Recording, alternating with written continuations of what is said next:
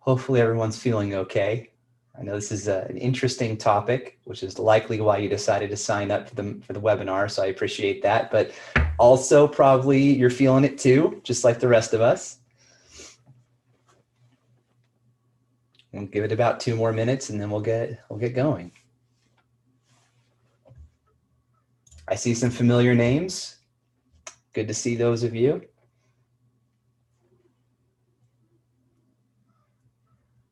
So we had this giant storm come through Portland last night. It's one of those nights where you wake up in the middle of the night and you don't know what the noise is, but there's wind and rain just pounding throughout the house. And of course, the kids get scared and then they wake up. And I remember being young thinking, oh, that's so cool. I love the big rainstorms. But now as a parent, oh my gosh, whatever keeps the kids asleep is the best thing. Okay, 1 more minute. Let's see what else, what other time killer stories do I have? This is a water bottle from an organization called Orange Theory. I did not earn this, my wife did. She did what's called a dry try. So they have 3 different stations set up and it's a competition to see who could finish. I think there's just top 3 ranking. And then they rank everyone who participated across all of their locations across the country. She did well enough. I think she got 2nd or 3rd place. So she got this mug and some other cool tchotchkes, and I'm borrowing it because it holds a lot of water. Okay, we'll go ahead and get started. So thank you all for attending our webinar today about election anxiety and stress. You know, really some of the practices that we'll talk about today and the content from our guest speaker, it's relevant even outside of this particular election. Although, of course, this election has been, I'd say, uniquely stressful for many. So we'll talk about that. My name is Joe Barhoum. I'm with Welnys. We're an organization that brings health and wellness programming to individuals and corporations around the world. And we're very happy to have you here on today's webinar. It's Friday the 13th. I actually added this slide yesterday when I realized that, oh my gosh, it's Friday the 13th. We're talking about anxiety and stress. The timing, the windstorm I mentioned earlier, all of this kind of coalescing on Friday the 13th. Well, there's a lot of stress with this election. And of course, I won't dive into the details because we don't want to get more stressed on today's webinar. But we have this, the election's not yet certified. There's a lot of news going on. It seems as though the counting took longer than it normally does. That could, you know, I don't know for sure. I haven't looked at the numbers from past elections, but there's a lot of pressure.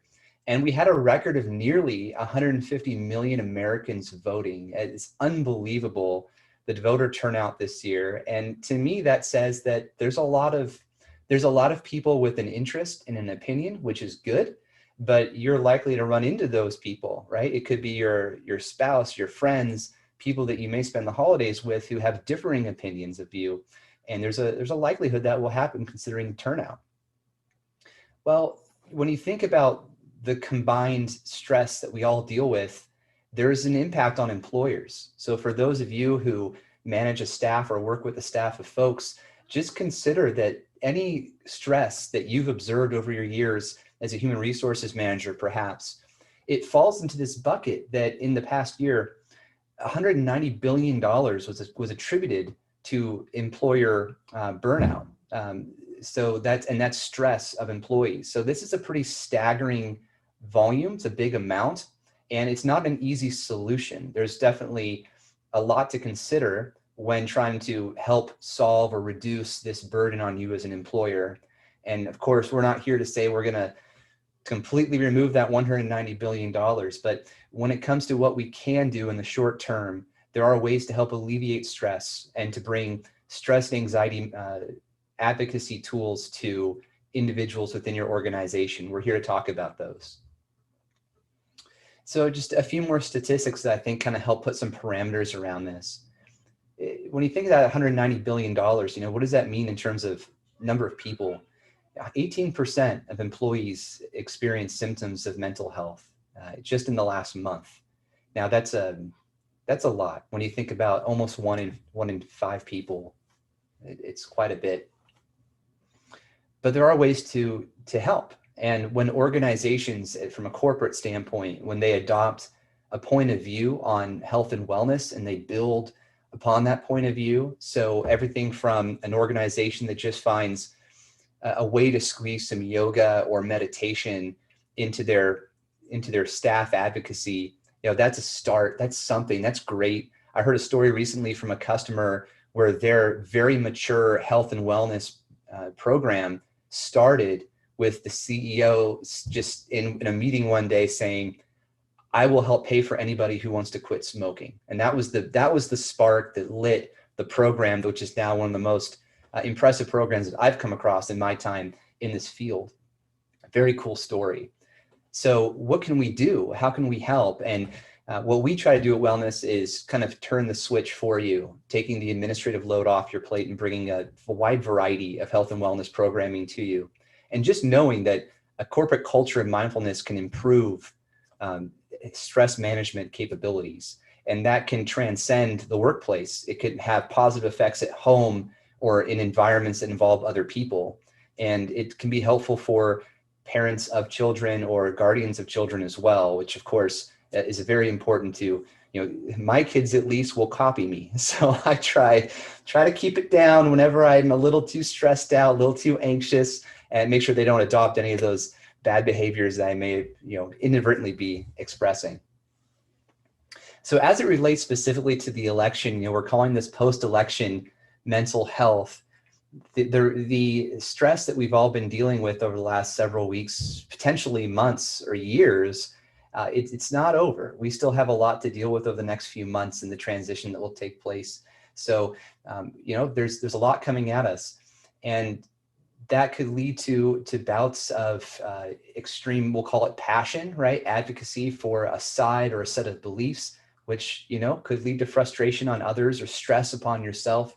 So we still have much to deal with, and, giving people an opportunity to talk about it and to understand even their own feelings and their thoughts in safe environments can be very helpful. And there was a study that was done recently. We'll source this when we post the information. The survey found that 70% of respondents said that elections are a significant source of stress. That's an important word. And also the study found that the majority, 77%, are worried about the country's future. And that's, I'm 37. I've lived through a few things, obviously not as experienced as others. So I don't know what it was like in the 60s and 70s firsthand, but to me, that's concerning. And I have a lot of pride in our country, and I like to see us get through this. And so for me, I would hope that I don't fall into that 77%, but you're a very good chance you will meet somebody who does. And staggering 71% said this is a low point, if not the lowest point, in fact, in our nation's history. So that's a terrible time. It's a tough time. And what can we do to get through it? Well, we navigate by learning. So we'll talk about mindfulness strategies to help manage stress and how to bring this to your staff. Also, how to create safe spaces and give people time to express their thoughts and feelings about the election. And hopefully these aren't foreign ideas. But of course, that's up to your organization. There's a moment ago, I talked about sort of that maturity and how programming around health and wellness, they can really start with a small spark and become, very, very pervasive and important to an organization and help reduce the impact of stress it has on them. So where do you fall in this? It's something to think about and consider. How do you even measure the impact of your health and wellness programming? How do you define health and wellness programming? What do you offer? And, is it pervasive? Is it easy to access for your staff and for their families even, perhaps? So we have guest content. So Erin Byrne she was unable to join us in person today, or rather virtually. So we do have a short video from her that will articulate the thesis of a class that she offers through our service that has been very, very well received. She's a licensed independent clinical social worker with a master's degree in social work, and also runs her own therapy practice. So in a moment, I'm going to share that, and we will kick back and enjoy.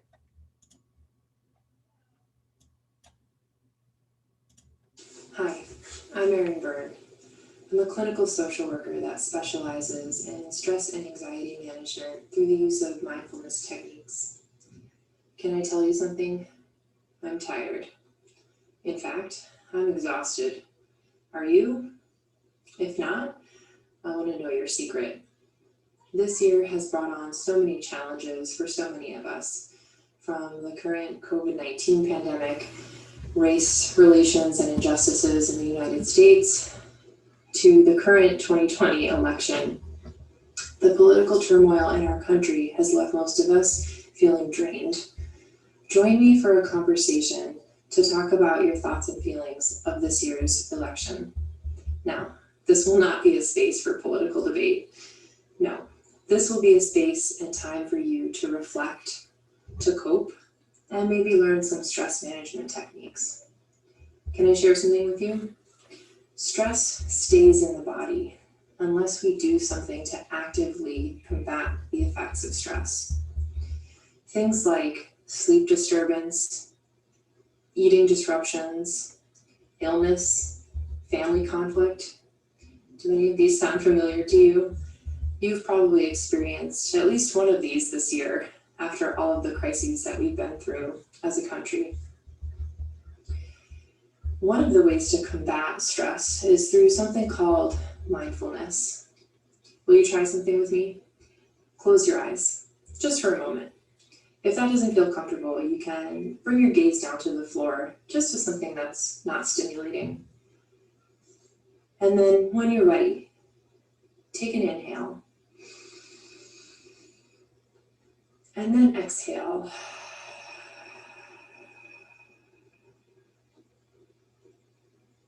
Breathe in again. And then exhale everything out. Do that with me one more time. Inhale. And exhale.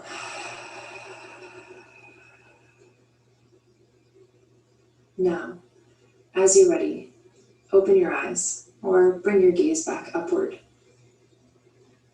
How do you feel? A little more relaxed? How does the mind feel? How does the body feel? Take a moment. Think about how you feel in this moment right now. Did you stay present? Were you able to focus on just your breath? Maybe. Did you think about something other than your breath while your eyes were closed or your gaze downward? Maybe. That's okay. If you were able to focus on your breath for even 1 second of that exercise, you stayed mindful. You stayed present in that moment. That's mindfulness. It sounds simple. Mindfulness is simple, but it's not easy, right? Simple, not easy. It takes some practice. But as you build a mindfulness practice, you'll start to notice some of the benefits of it. Imagine for a moment if you could stay mindful for longer than that 1 second. Could you stay mindful for 5 minutes? Stay present in the moment for 5 minutes. Imagine what that would be like. Would you be able to understand the feelings that were arising in your body and in your mind before reacting to them? Could you respond in an intentional way to those feelings and those emotions instead of reacting blindly and creating maybe some conflict with friends, family members, maybe some colleagues? Imagine the benefits of mindfulness. That's what it can do for you. Now, another way to combat stress is through reflection. Let me emphasize, I do not mean sitting in a group, venting in a stream of consciousness until we all feel more tired and exhausted than when we started. No, that's not going to help anybody. What I mean is meaningful, insightful reflection about your thoughts and feelings. And then how do we direct those thoughts and feelings in a productive and intentional way? Do you feel disappointed, angry, or maybe even frightened that your favored candidate didn't win the election? Let's honor those feelings and cultivate hope, compassion, and maybe even a little joy. Feeling excited and hopeful about the future? Let's be intentional about those feelings too. This year is an important one with a lot on the line. Many people feel burdened by the crises of the world right now, and there are very real, very important issues that everyone is concerned about. My intention in this conversation is not to make light of any of those. It's not to erase your thoughts or feelings. It's not to minimize them. It's to honor them and stay present in the moment. Direct those thoughts and feelings in a productive way. Let's unload some of the burden that we all feel. Let's learn to stay present and how to manage our stress, no matter what happens. Thanks for your time, and I hope to see you soon. Okay. Back to our presentation. Okay. So a huge thanks to Erin for taking the time to do that. And of course, we have been providing this class to our customers and our clients for several weeks now. So if you have interest, just let us know. So that begs the question, what can you do today, right? Talking about how you feel, creating those open environments for people to honor other people's perspectives and to share and kind of, commerce in that way. And then, this is all sort of temporary. We have the ability to vote and express how we care and how we feel about policies and about individuals as candidates every several years. And we do that not just nationally, but also in local politics as well. So not to worry, this is just temporary.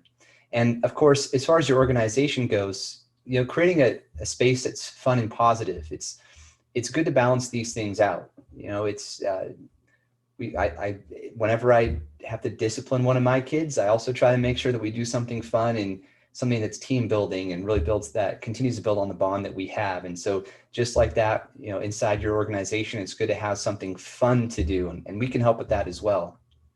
So what we've done is we've put together a holiday, call it a bundle of classes that, just like Erin's class on election reflection, they help to promote these ideas of conversation, community, honoring perspectives, and also having some fun a little bit here and there. So if you have interest in any of these courses, you could let us know and we can help put you in touch with the providers. Classes on resilience, mindfulness, some of these get pretty sciencey, neuroscience and how to navigate uncertainty. So classes for lots of different types of learners and participants. Now, I realize we didn't talk too much about Welnys, our organization, and what we do. Well, we just try to make it easy for people to turn on instantly a mature wellness program within their organization.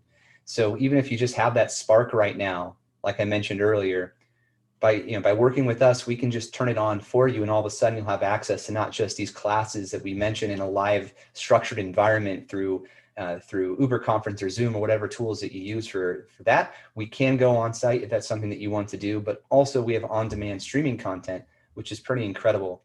We have the largest network in the world of health and wellness providers, over 6,000, and it's continuing to grow as well. So everything from meditation classes and ergonomics, which we tend to think about when we think about health and wellness, throw yoga in there as well, to other things like financial wellness, nutrition, supporting your health fairs, which obviously we're dealing with some of that right now.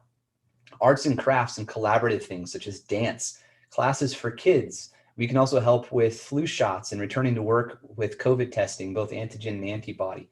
There's a lot that we can do and we're happy to do it. So if you have interest, just let us know. And our customers tend to tell us pretty good things. It's a fun space to be in because we're providing so much positivity and safe spaces for people. It's a wonderful thing for us to be a part of, but we're ultimately in it for you and for your staff. So if you're not happy, we're not happy. So please let us know if in any way we can help you in the future. Thank you for being a part of today's webinar. We'll have a recording of this for your availability anytime you can watch it. Share it with your friends and family, everyone that you know, and let us know how we can help you in the future with your health and wellness. And specifically, if you'd like that election reflection class, just let us know. You can contact us in the information provided. Thanks a lot.